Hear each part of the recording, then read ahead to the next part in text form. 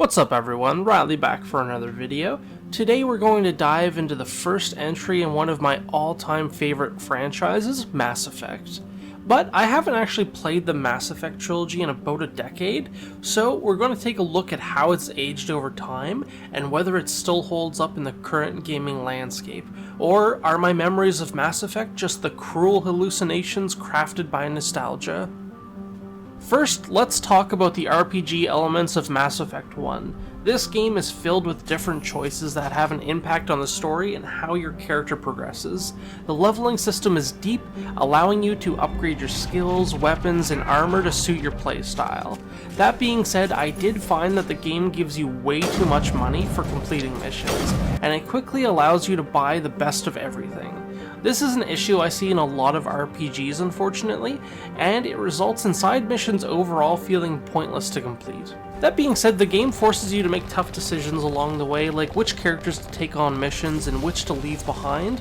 All of these elements make for an immersive and engaging experience, especially by today's standards where it feels like most RPGs are quite linear and your choices don't really impact anything.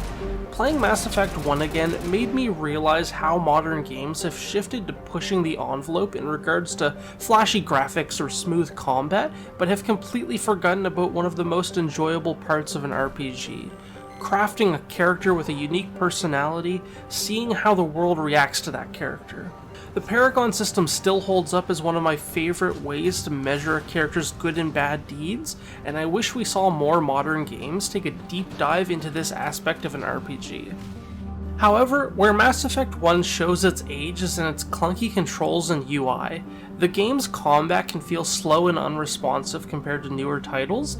I know it's an unpopular opinion, but I found the combat in Andromeda so smooth and fast-paced, so coming back to Mass Effect 1 felt super janky at first.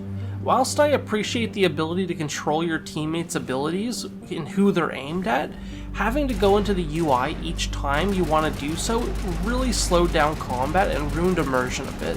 The controls can be quite frustrating at times, and the game's cover system is particularly awkward.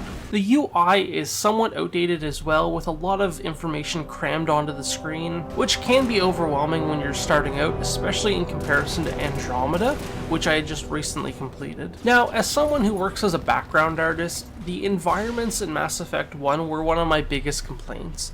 They can feel quite barren and very obviously procedurally generated compared to newer titles, which I found quite immersion breaking, honestly. The game was released in 2007 and it really shows. While the game's graphics were impressive at the time, they pale in comparison to modern games.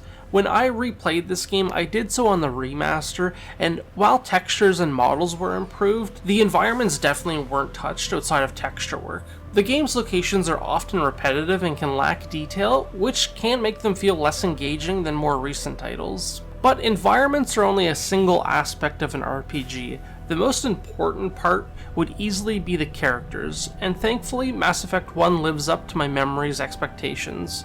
Each character feels like they have a unique backstory and personality. Even Rex the Krogan had a pretty interesting backstory, and I'm not usually super into Krogan as they're mostly just meathead personalities. Thankfully, due to the Paragon system and masterfully crafted RPG mechanics that Mass Effect 1 has to offer, it makes all of your choices feel like they have a meaningful impact on all of these characters, which only strengthens your bond and enjoyment of them. On the flip side though, with so many interesting characters and the game giving you the option to romance them, it's a bit of a bait and switch. Unfortunately, you're only able to romance 3 of the available characters, 2 of those being humans. Imagine my disappointment when Tali was off the table, both literally and figuratively.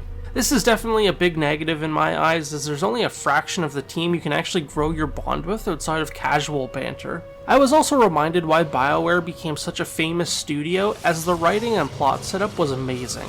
While the game starts off strong with the introduction of Saren and his Geth minions, it does stall a bit when you get to the Citadel and are forced to do a couple of hours of political back and forth missions before you're free to explore the galaxy. But once those doors open, the game and the story takes off. Each character feels like they have real motivations for wanting to stop or assist Saren. And the eventual reveal of Saren's ship being a Reaper was a great setup for a larger threat to the galaxy, and the setup for the trilogy as a whole. Its ability to indoctrinate people also helped humanize the villains, which was a great touch.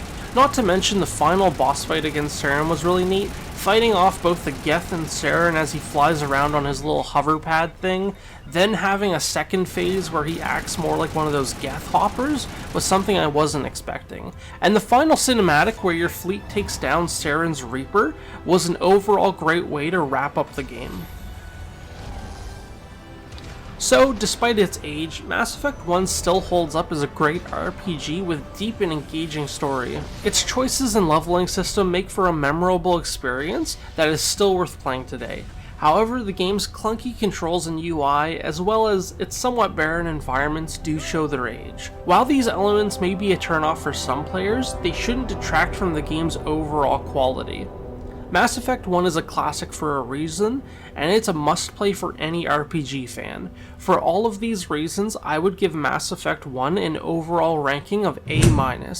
A fantastic game that only has a few minor flaws that kept it out of the coveted S tier. And as always, if you liked the video, don't forget to leave a like and subscribe for more. I'll be posting a Mass Effect 2 video in the near future as I'm currently replaying the entire franchise, so I'll see you then.